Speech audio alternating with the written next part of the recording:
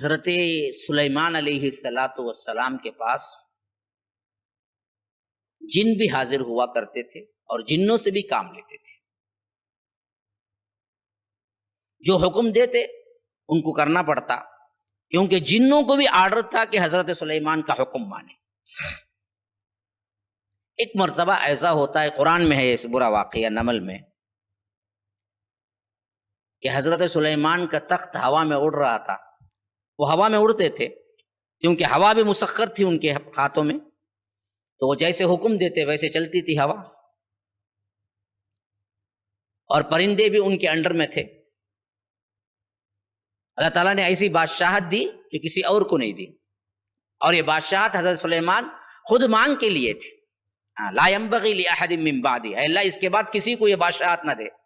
تو اللہ نے دعا قبول کر لی، اور اللہ نے ایسی بادشاہت دی، ہواؤں پہ حکم چلتا تھا، پرندوں پہ، چرندوں پہ، چونٹیوں پہ، سب زبان سمجھتے تھے. بڑے لمبے واقعات ہیں، لیکن یہ ایک واقعہ سن لو جو ہمارے ٹاپک سے ریلیٹڈ ہے.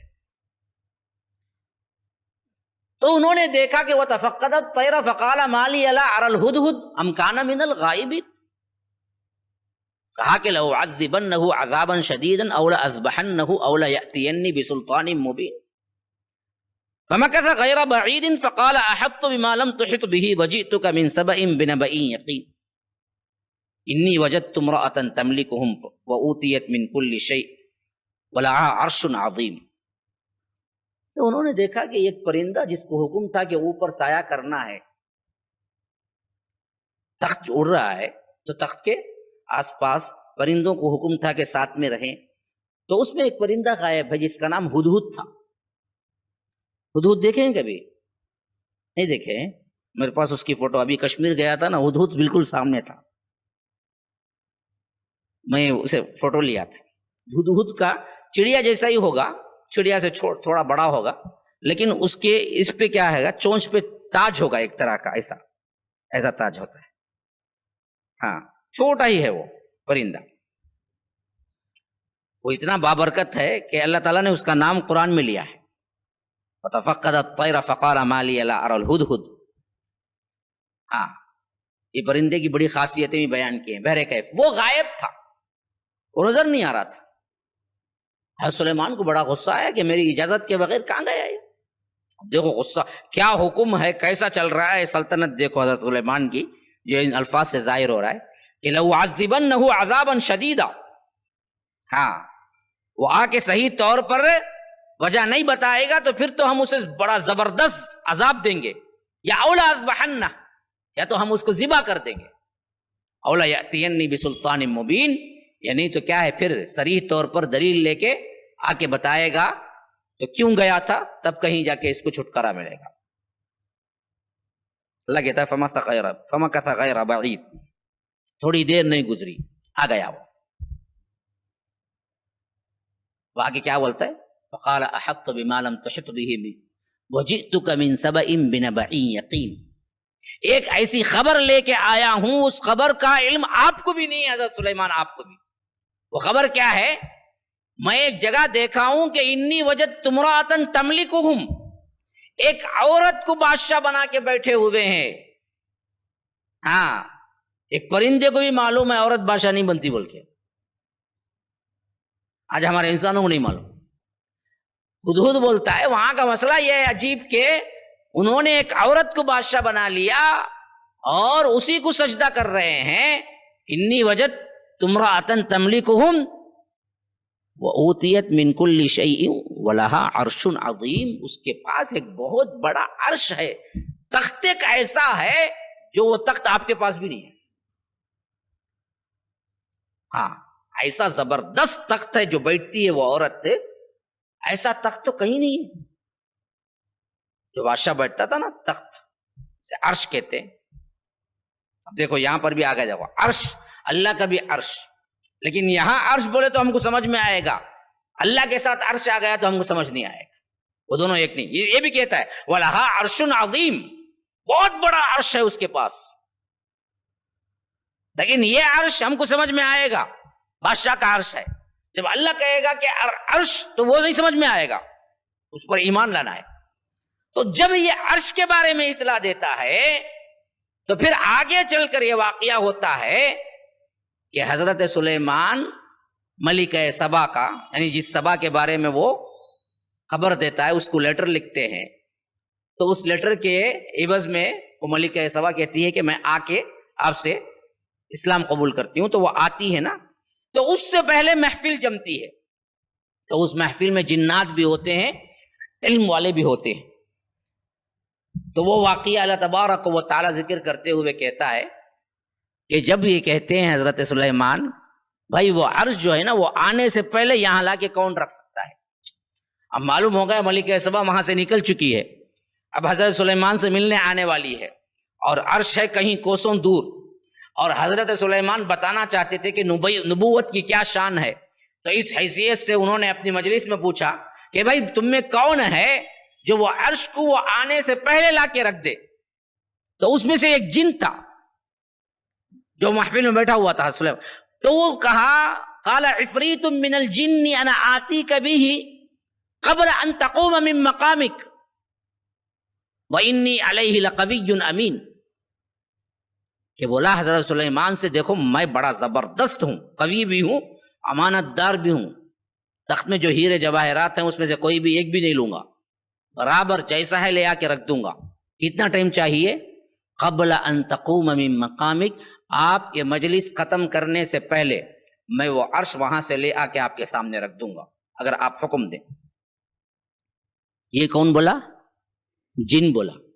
لیکن اللہ کہتا ہے قال الذی اوت العلم، اللہ نے جس کو کتاب کا علم دیا تھا، ایک صاحب تھے اس میں، انہوں نے کہا میں اس کو لاتا ہوں، انا آتی کبھی قبل ان یرتد الیک طرفک، پلک جھپکنے کے اندر اندر لا کے رکھتا ہوں، اور ابھی پلک جھپکنا ختم نہیں ہوا تھا. فلما رآہ مستقرا عندہ قال ھذا من فضل ربی، جیسے ہی ایسا آنکھ بند کر کے کھولے دیکھا سامنے عرش ہے، کہا کہ یہ اللہ کا فضل ہے کہ ایسے لوگ میری رعایا میں سے ہیں.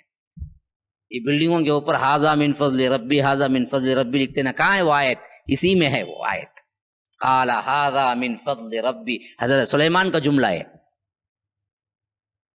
ہاں، ایک جن بولا کہ آپ کی مجلس ختم ہونے سے پہلے میں لا کے رکھتا ہوں، ایک علم والا انسان بولا کہ آپ کے آنکھ پلک جھپکتے میں لا کے رکھتا ہوں، اور پلک جھپک کے دیکھا تو سامنے عرش تھا مستقرا عندہ قال ھذا من فضل ربی، تو وہاں پر لا کے رکھا.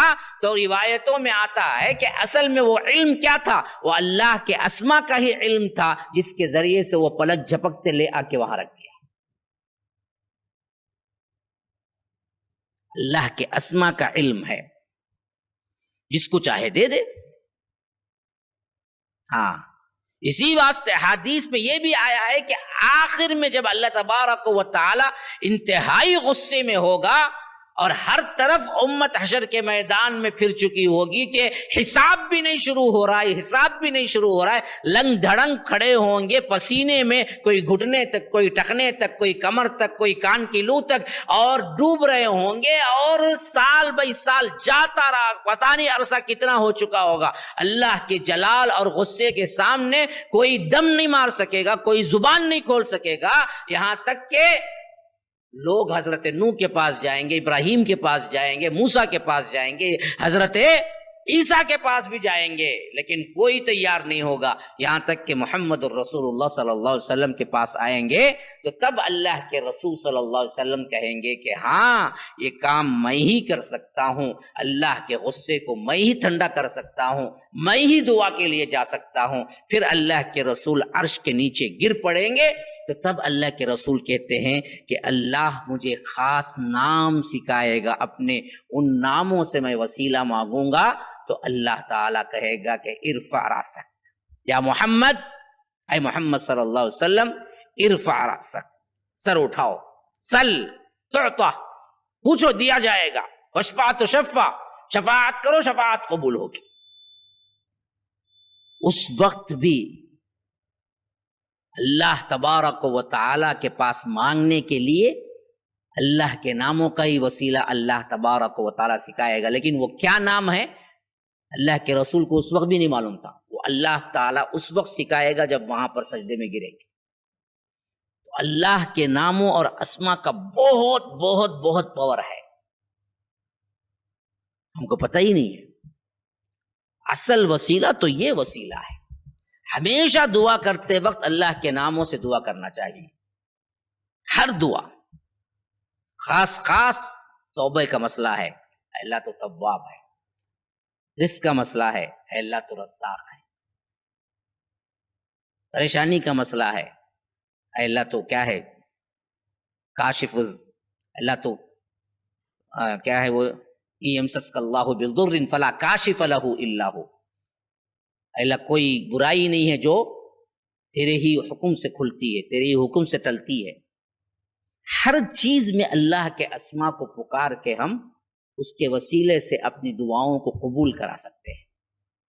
لیکن اس کا مطلب معنی یہ نہیں ہے کہ کیا ہے یہ مشائخ یا غفار یا ستار اتنے مرتبہ پڑھو، ایسا کرو ایسا ہو جائیں گا، یہ بلا دلیل کے جتنے بنا کے رکھے ہیں یہ سب اتھینٹک نہیں ہے، یاد رکھو۔ لیکن بالدلیل کے اگر ثابت ہے ضرور مانگنا چاہیے، اس میں کوتاہی کرنی نہیں چاہیے۔ اب بالدلیل کا ایک بتا کے میں آپ کو کیا ہے یہ ٹاپک سے اگلے ٹاپک پہ جا رہا ہوں۔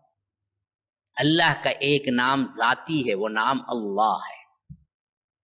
کیا ہے؟ اللہ۔ اس کے مقابلے کا کوئی اور نام نہیں۔ جتنے نام ہیں وہ سب بقیہ صفاتی ہیں، یہ اللہ کا نام کسی اور کا نام ہو نہیں سکتا۔ سمجھ میں آئی؟ اور یہی ہے اسم اعظم، اللہ اکبر۔ یہ جتنے مشائخ چکمہ دیتے ہیں ہمارے پاس اسم اعظم ہے، فلاں ہے، یہ ہے، کسی کے پاس نہیں ہے۔ اسم اعظم اللہ ہے۔ اگر اس نام کے ذریعے تم پکارو گے وہ دعا ضرور قبول ہوگی، یہ حدیث میں آیا ہے، ترمذی کی روایت وغیرہ۔ ہم اس نام کے ذریعے کیسا پکاریں گے؟ کیسا پکاریں گے؟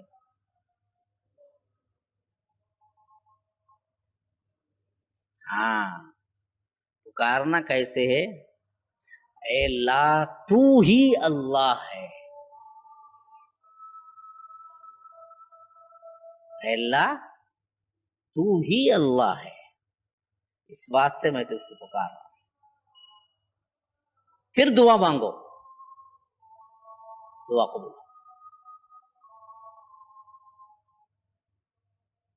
یہ سب سے بڑا اسم اعظم ہے۔ ہاں، ہم کو پتہ ہی نہیں ہے، مشائخوں کے پاس، درگاہوں کے پاس، ولیوں کے پاس پاؤں پڑتے پھرتے ان کی دعا قبول، کسی کے پاس جانے کی ضرورت، صرف تم یہ دعا کرو۔ اس کے عربی کے الفاظ کیا ہیں؟ اللہم انی اسألک انک انت اللہ لا الہ الا انت، اللہ میں سوال کرتا ہوں اس واسطے کہ تو ہی اللہ ہے۔ میں اس واسطے پہلے اردو میں بولا، عربی الفاظ نہیں آ رہے ہیں تو بھی کوئی مسئلہ نہیں ہے، لیکن اگر یہ بول کے کرو گے حدیث کے الفاظ، اللہم انی اسألک بأنک انت اللہ لا الہ الا انت وحدک لا شریک لک المنان یا بدیع السماوات والارض یا ذا الجلال والاکرام یا حی یا قیوم، تو پھر تو اللہ کے رسول، ایک صحابی یہی مانگ کے جا رہے تھے، یہی الفاظ جو میں ابھی پڑھا، تو اللہ کے رسول نے ان کو بلایا، کہا کہ پتہ ہے تم نے کس چیز سے دعا مانگی؟ کہا کہ نہیں، کہا کہ تم نے اسم اعظم سے دعا مانگی، اور فرمایا کہ جو شخص اسم اعظم سے دعا مانگتا ہے اس کی دعا قبول ہوتی ہے۔ اللہ اکبر، اللہ اکبر۔